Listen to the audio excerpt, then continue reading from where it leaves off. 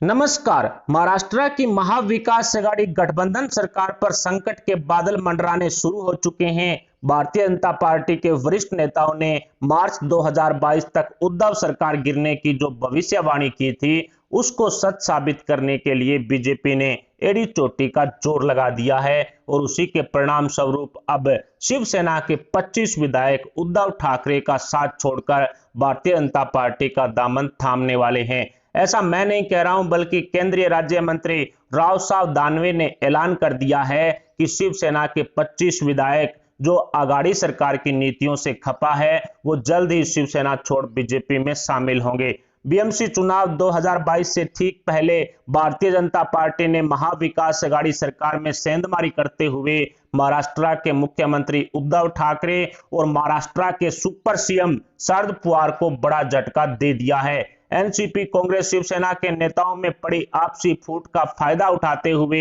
BJP ने शिवसेना के 25 विधायकों को अपने पाले में जोड़ लिया है, जिसके बाद उद्धव सरकार गिरने के कयास लगातार लगाए जा रहे हैं।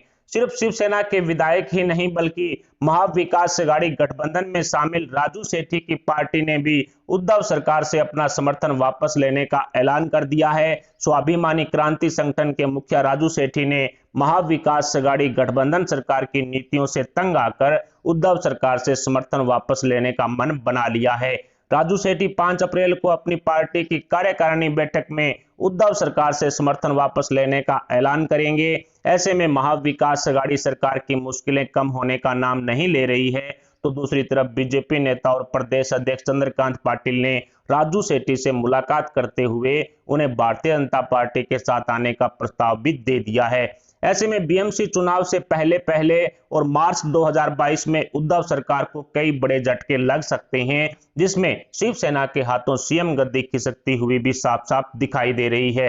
राजू सेठी ने महाविकास आघाड़ी गठबंधन वाली उद्धव सरकार के कामों से असंतुष्टि जताई है।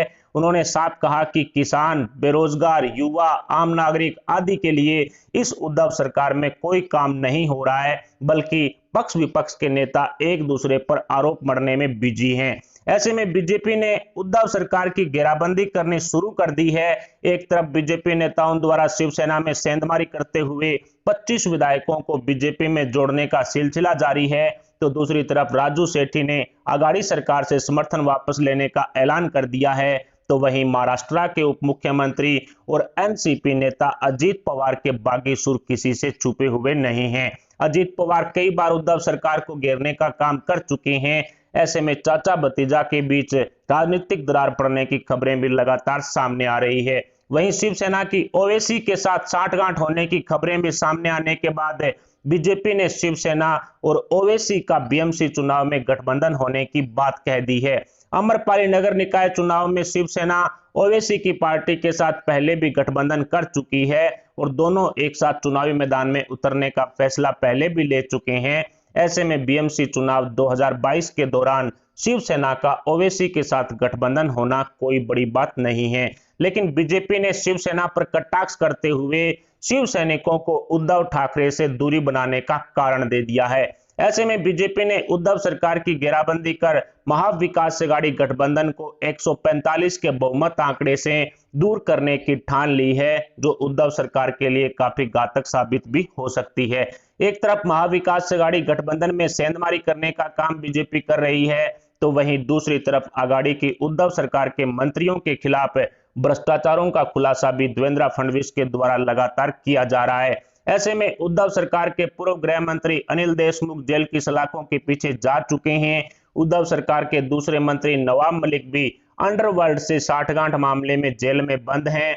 एनसीपी सुप्रीमो और महाराष्ट्र के सुपर सीएम शरद पवार ने नवाब मलिक से सारे अधिकार छीनकर दूसरे नेताओं को सौंप दिए हैं, जिसके कारण नवाब मलिक से मंत्री पद का इस्तीफा तो नहीं लिया गया है, लेकिन जेल में रहकर नवाब मलिक जो नवाबों वाले सपने देख रहे थे, अब वो पूरी तरह से चकनाचूर होते हुए साफ साफ दिखाई दे रहे हैं। क्योंकि खबर आ रही थी कि नवाब मलिक के मंत्रालय से संबंधित सभी फाइलों को नवाब के सिग्नेचर के लिए जेल में भेजा जाएगा, लेकिन ऐसा नहीं हुआ। शरद पवार ने नवाब मलिक के सपनों पर पानी फेर दिया। ऐसे में उद्धव सरकार की सीएम गद्दी पर संकट के बादल मंडराने शुरू हो चुके हैं और महाविकास आघाड़ी सरकार लगातार मुश्किलों का सामना कर रही है ओवैसी के साथ गठबंधन को लेकर शिवसेना के प्रवक्ता संजय राउत ने साफ इनकार कर दिया है, लेकिन ओवैसी के नेताओं की महाविकास अघाड़ी गठबंधन के नेताओं से हुई मुलाकात के बाद ये खबर निकल कर आई थी कि महाविकास अघाड़ी बीएमसी चुनाव में ओवैसी के साथ गठबंधन कर चुनावी मैदान में उतरेगा।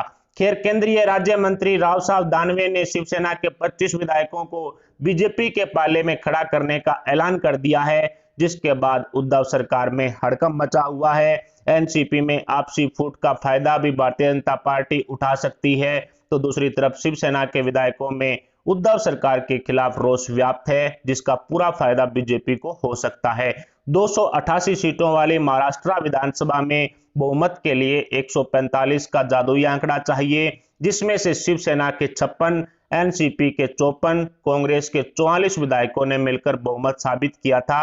लेकिन पिछले 28 महीनों में परिस्थितियां काफी बदल चुकी है। महाविकास अघाड़ी गठबंधन का निर्माण हुए लगभग 28 महीने हो चुके हैं और इन पिछले 28 महीनों में तीनों ही पार्टियों में काफी ज्यादा मतभेद देखने को मिले हैं। तीनों ही पार्टियों के साथ साथ अन्य छोटे बड़े दल एवं निर्दलीय विधायकों में उद्धव सरकार के खिलाफ रोष व्याप्त है, जो आने वाले समय में एक बड़ा रूप धारण कर सकता है। उद्धव सरकार 170 से ज्यादा विधायकों का समर्थन होने वाला दावा करती है, लेकिन विधानसभा स्पीकर चुनने के लिए उद्धव सरकार ने गुप्त मतदान को बंद कर खुले मतदान का समर्थन किया है। उद्धव सरकार ध्वनि मत से विधानसभा अध्यक्ष का चुनाव करवाने के लिए एक प्रस्ताव भी पारित कर चुकी है, लेकिन राज्यपाल भगत सिंह कोश्यारी ने इस पर अभी तक मंजूरी नहीं दी है। ऐसे में समझने वाली बात यह है कि 170 से ज्यादा विधायकों के समर्थन वाली उद्धव सरकार में ऐसी कौन सी नौबत आ गई कि स्पीकर चुनने के लिए उसे गुप्त मतदान का विरोध करना पड़ा और डरा धमका करके ध्वनि मत से स्पीकर चुनने के लिए प्रस्ताव पारित करने वाला फैसला लेना पड़ा।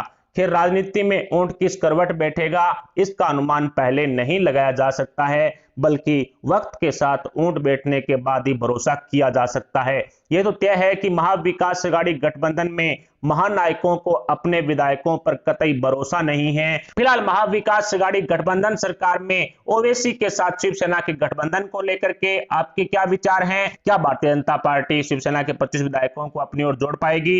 इस पर आप अपने विचार में कमेंट बॉक्स में जरूर बताएं। साथ ही वीडियो को लाइक करके हमारे चैनल को सब्सक्राइब जरूर कर लें। अभी के लिए इतना है, मिलते हैं अगले बड़ी अपडेट, अगली न्यूज, अगली खबर के साथ। तब तक के लिए जय हिंद, जय भारत।